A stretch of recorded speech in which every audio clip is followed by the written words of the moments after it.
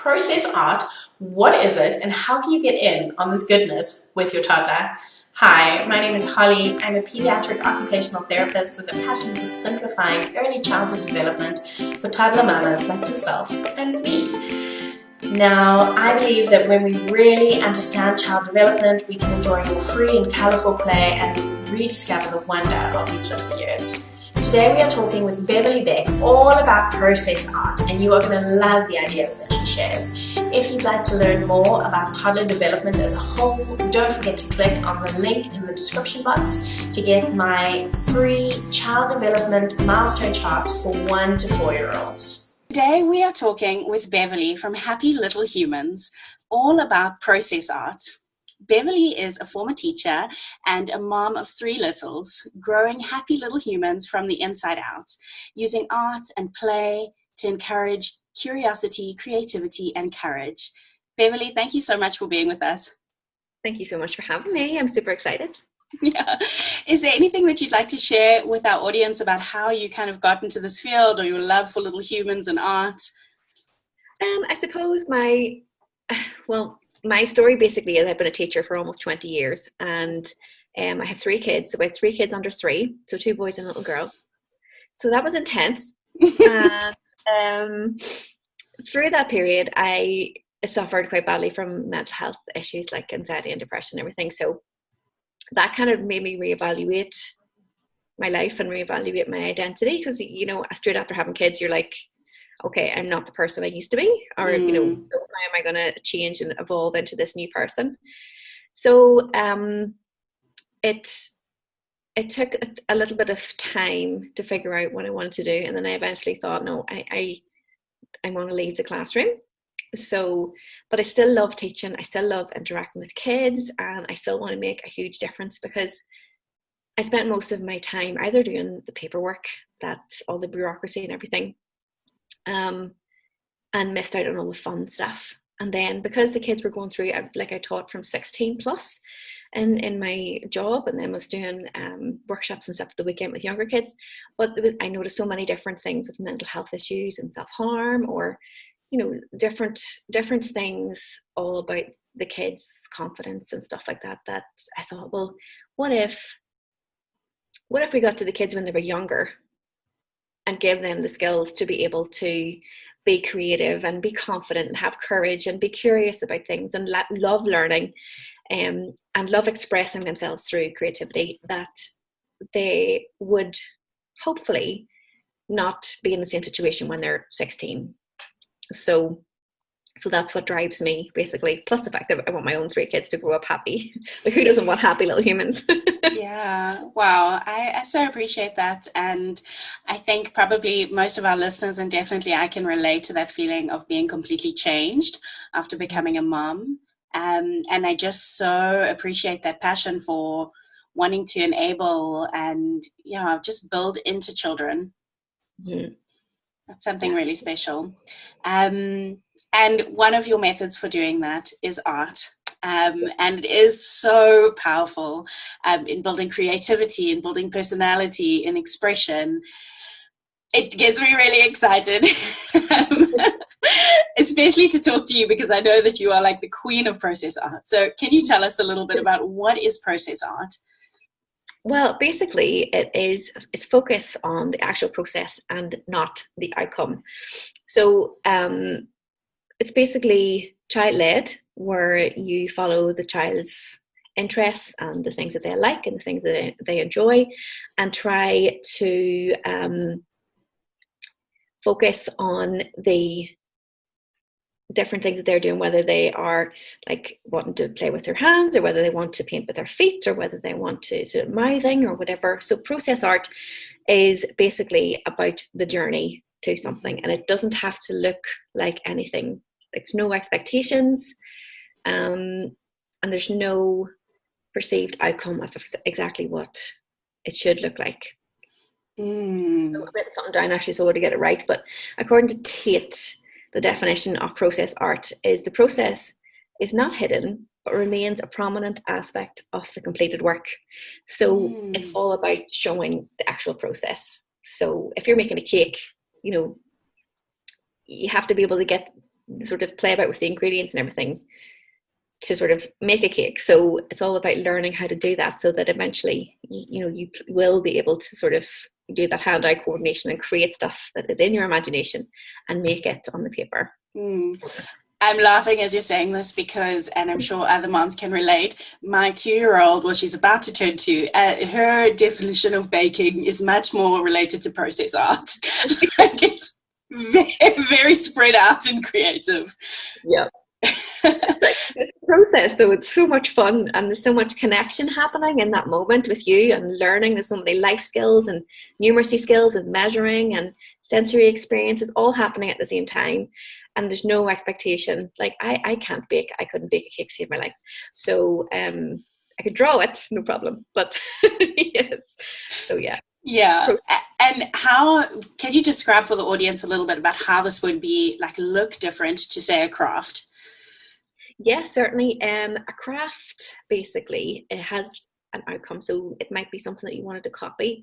So for instance, if you wanted to create like an owl or something, then you might have a picture of it or an example, or like, you know, one I've made earlier kind of thing. And you would be following instructions and steps to be able to make the thing, like make your thing like that other thing. Yeah. So then that process art is just so different in terms of the creativity as well, right? Yeah, absolutely. And there's so many learning like developmentally different things within process art that are so good for kids. Like, you know, they're developing their fine motor, they are exploring materials and properties, they are developing their own confidence and being encouraged to fail. I know failure is something that affects a lot of grown-ups and teens and everything. So being able to be encouraged to have that give it a go kind of attitude is definitely something to just go for. Not striving for perfection. Absolutely. Yeah. Definitely. Could you tell us, like, what, say a parent has never done anything process art and now they're thinking about it with their toddler, what would you recommend? Like, what are your go-to kind of invitations that you use? There are so many. I had to write them down. I was just like, I'm an ideas person, and I literally get flooded with ideas. So I had to write them down. So my favorite ones are water and a paintbrush and a little bucket. That's it. That's all you need. So whether it's a good day or whatever, you can go outside and paint on the wall or the fence or the ground. If you're inside, you could paint on water painting on a bit of paper and watch it sort of evaporate.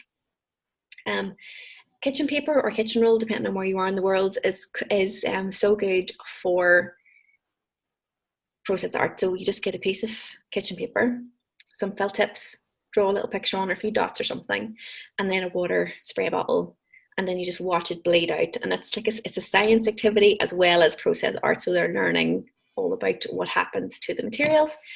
We said about Jackson Pollock as well. So string art is a good one.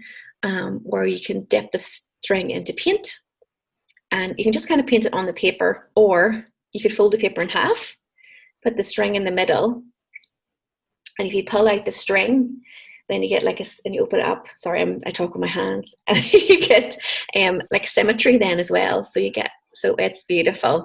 And little things like, I'm just looking to see, masking tape are such a good thing. Or just sticking anywhere. You can create your own roads or whatever. You can stick it on the window, and the process of peeling it off. Vegetable printing or any kind of something. If you have an old potato left over from dinner or toilet roll tube, you can dip it in paint and just kind of play about with those in a tub that from your food or whatever. Something. It doesn't have to be fancy. Basically, anything. Oh, I love this. I think I'm definitely going to be trying the string one.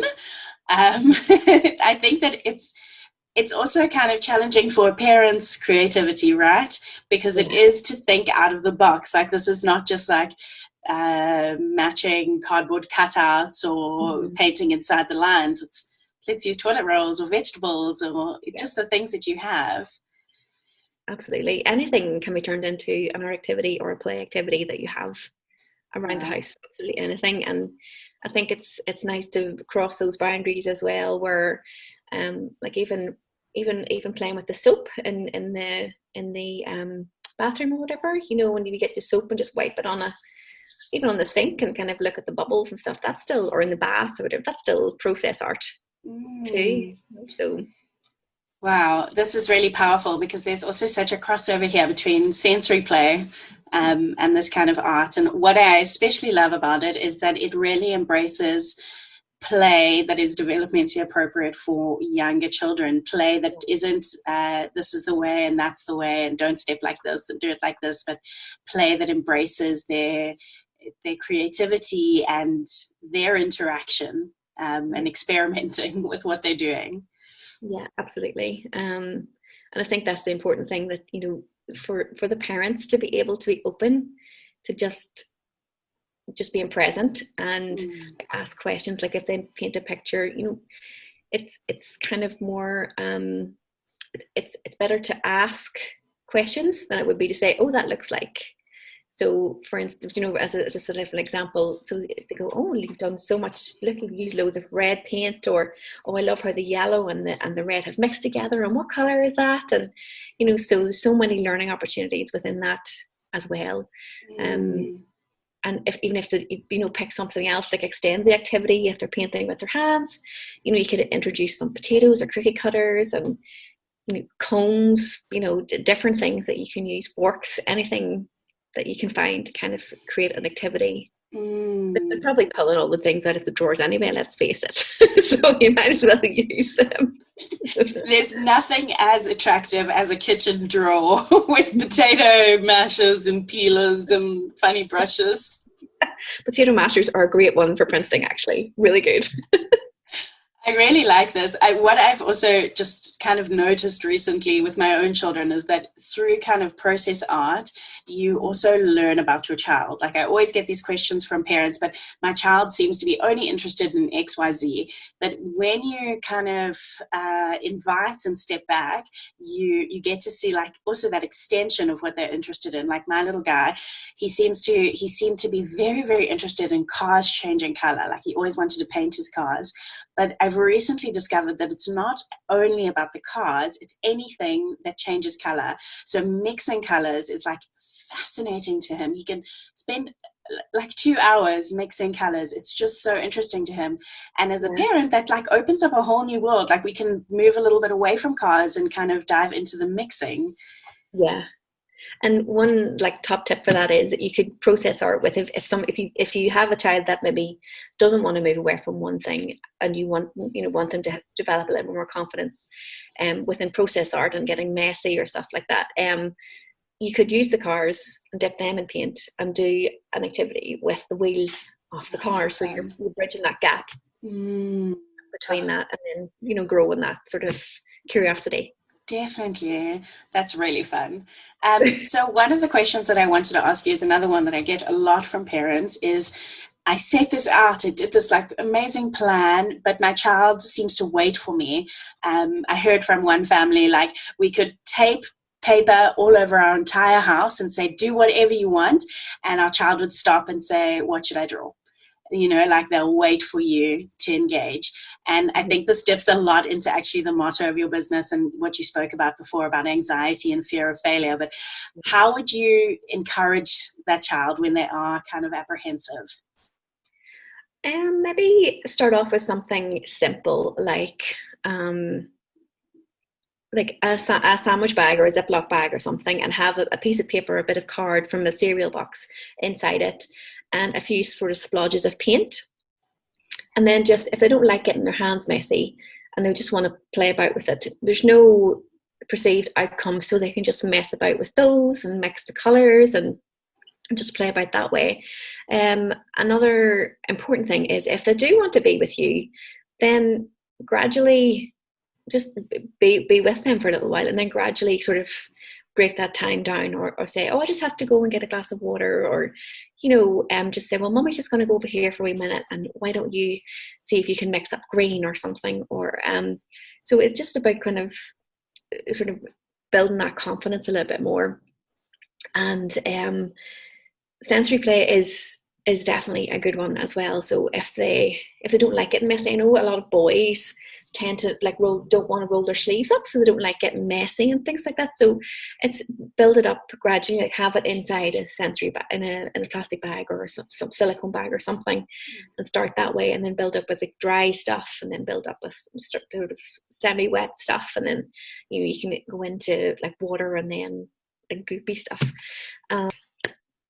Read a story about the activity or the colors, or read a story and get them to use their imagination to draw a different ending, or develop the colors depending on their age. And even if they are only little, they still make up lots of different stories. That's how we learn. We as humans evolved through stories and love. That's how the best way to learn is through a story.